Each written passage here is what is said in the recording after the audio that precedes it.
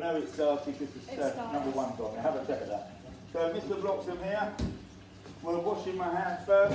So, hot soapy water, antibacterial spray. Good go, 20 seconds. All around my fingers, around my thumbs. Good go. Rinse it off with the hot water. Then we got the paper towels. Normally we would do it just at the hand wash basin, but now we've got them at every station, so we're not crowding around the sink. So once your hands are nice and clean, rubbish in there, we're going to weigh it today. We don't normally do that, so we're going to weigh it. So pastry is more double flour to fat or half fat to flour. So we put the scales on, and then you'll need to pay attention, Leo, because you might not know how to use these scales. You might think you do. Now that bowl is 84 grams, but if I press the 0, or the on again, it doesn't actually, you have to press the on. So on this one it's different, it's got a ZT, which means it goes to 0. Oh, it's on to 0, now that's good. So you need to do 0, so this needs 100 grams, so let's see, that's going to be about 36, so it's 3 of them basically. So 66, 98, that's going to do. It doesn't have to be exactly 100. I'm going to leave it at 98 to show you don't have to be too precise. Because 2 grams is nothing. The margarine is already weighed out. Now, these are 250 gram blocks cut into 5, should be roughly 50 grams. You're not going to be, oh, that's 52 grams, that's close enough. Then, we're making sweet pastry, so we're going to make it sweet, obviously. We're going to put either normal sugar in it or icing sugar. One advantage of icing sugar, it's dissolved easier, so a tablespoon of that. If you want the sugar, you could dissolve it in the water or in the egg. You can use egg for this, but where we're not trying not to share too much, we're going to use water. But you could put half an egg in this, yeah? So 1 egg will do 200 grams for pastry. So this is now called the rubbing in method. As you know, we've done this a few times now, and it's called short crust pastry, because the fat surrounds the flour molecules so they don't stretch, so you shorten the gluten molecules. So we rub this together. Oh, I was going to do the timer. Jack, put the timer on, go from 0. I'm going to stop till you've done that. No, I'm going to carry on, I've had about a minute. So because actually, once you've weighed it, we don't have to do that, but actually on the recipe, which I'm going to put on the board in a minute, years ago, this is one of the year 10 test type thing.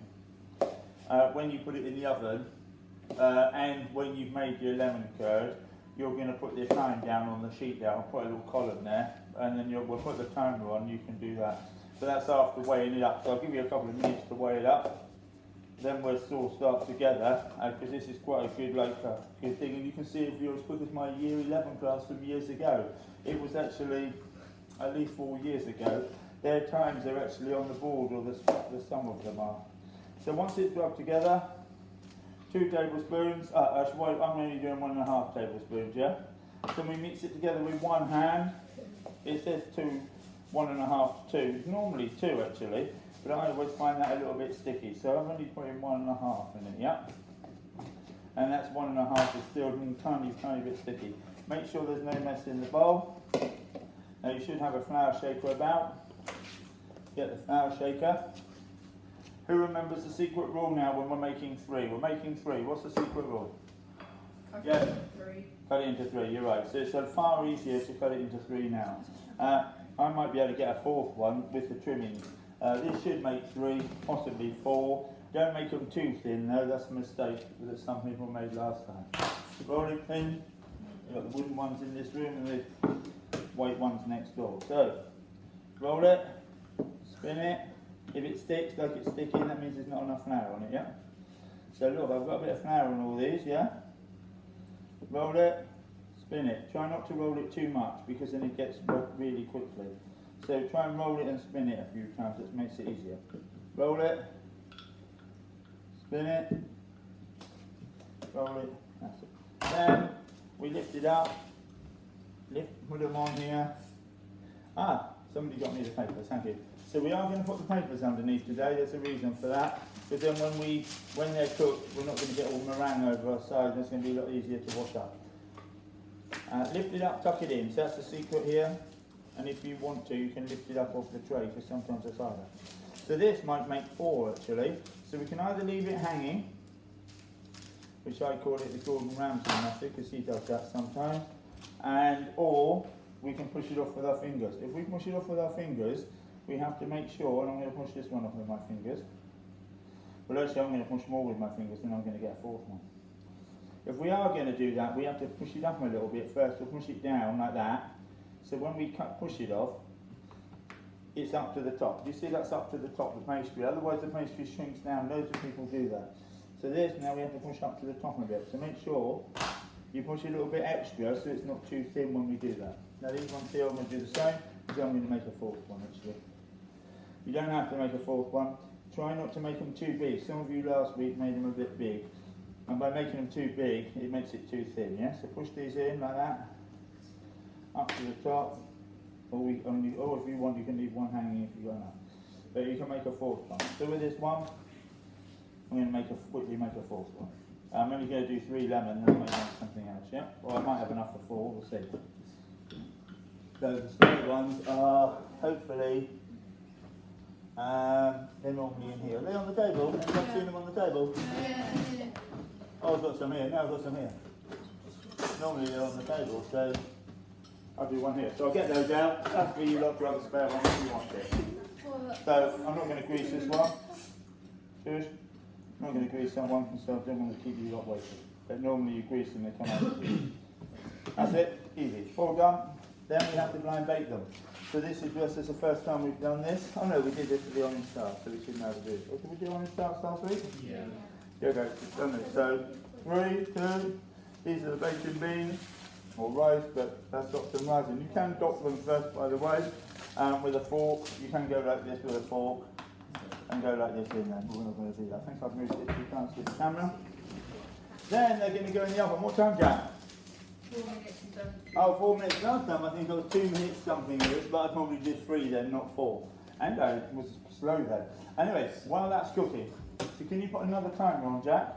For 10 minutes, so I don't burn it. Now you don't bother cleaning up for a minute.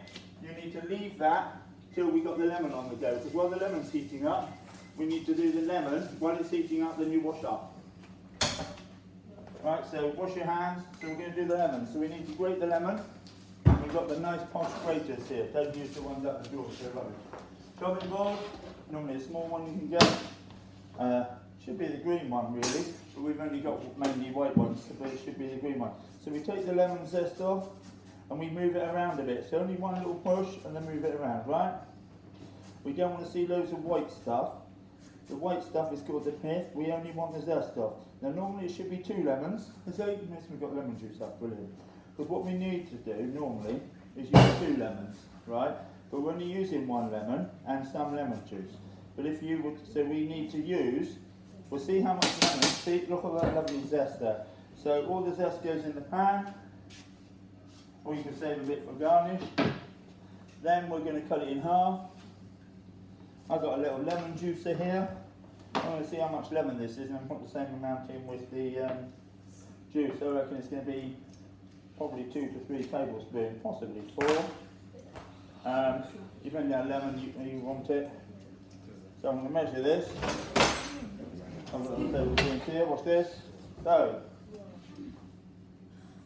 1, 2, roughly 3 tablespoons. So I'm going to put roughly 3 tablespoons of lemon juice in.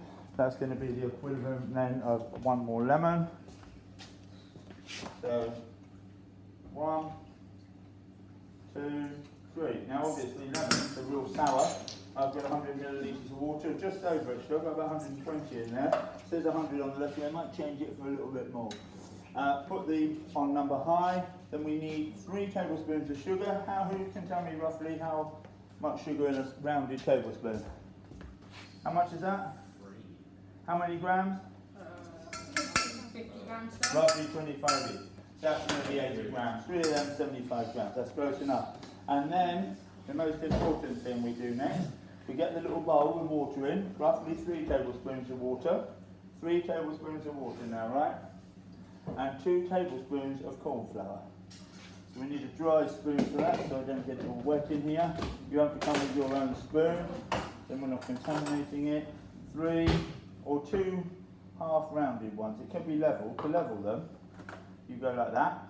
So actually, it might do 3 level ones, because that's going to be more accurate.